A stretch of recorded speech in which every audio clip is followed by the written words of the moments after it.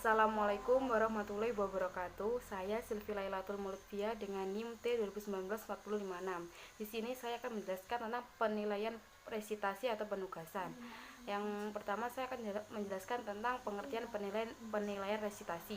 Penugasan adalah pemberian tugas kepada peserta didik untuk mengukur pengetahuan dan memfasilitasi peserta didik memperoleh atau meningkatkan pengetahuan.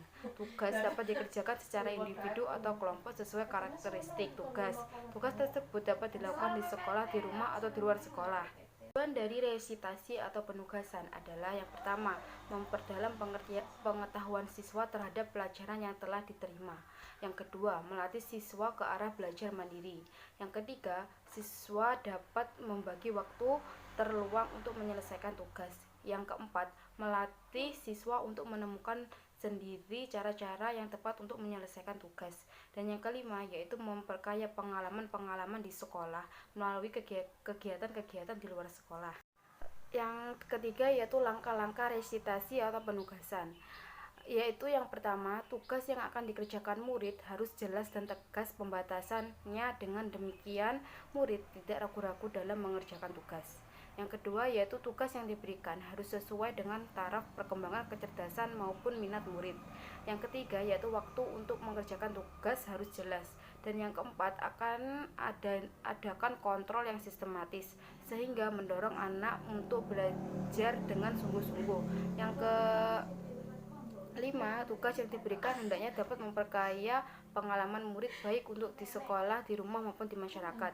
Nah, yang terakhir yaitu tugas yang diberikan hendaknya dapat bermanfaat baik untuk kebutuhan murid pada saat sekarang maupun yang akan datang. Selanjutnya saya akan membuat soal menggunakan Google Form. Yang pertama, buka terlebih dahulu aplikasi web browser, kemudian klik Google Form. Selanjutnya kita login menggunakan email. Lalu akan muncul seperti ini. Klik personal, go to Google Form. Selanjutnya klik tambahkan. Lalu muncul seperti ini. Lalu kita isi dengan judul ujian. Selanjutnya untuk question diisi dengan nama, lalu required. Setelah itu klik tanda plus untuk question diisi kelas. Klik drop down lalu klik required. Untuk opsi kelas bisa diisi opsi 1 dan seterusnya sampai yang ditentukan sampai seperti ini. Lalu kita klik tanda plus untuk question diisi dengan token, lalu klik required seperti ini. Setelah itu klik tanda ini. Nah, nanti akan muncul seperti ini. Untuk ini bisa diisi dengan pilihlah jawaban yang paling tepat. Lalu kita klik pada pilihan setelan, lalu akan muncul seperti ini. Lalu kita klik presentasi, lalu kita klik acak urutan pertanyaan, lalu kita klik kuis, lalu aktifkan jadikan ini sebagai kuis. Lalu untuk respon dapat melihat, pilih saja poin values lalu simpan. Lalu kita lanjutkan untuk membuat soal. Untuk membuat soal kita bisa klik tanda plus. Lalu untuk question bisa diisi dengan soal, lalu untuk option bisa diisi dengan opsi jawaban. Untuk menentukan jawaban yang benar kita klik kunci jawaban. Lalu untuk poin di sini saya isi 20 karena saya membuat 5 soal. Seperti ini. Lalu klik selesai. Untuk membuat soal selanjutnya sama seperti cara di atas tadi.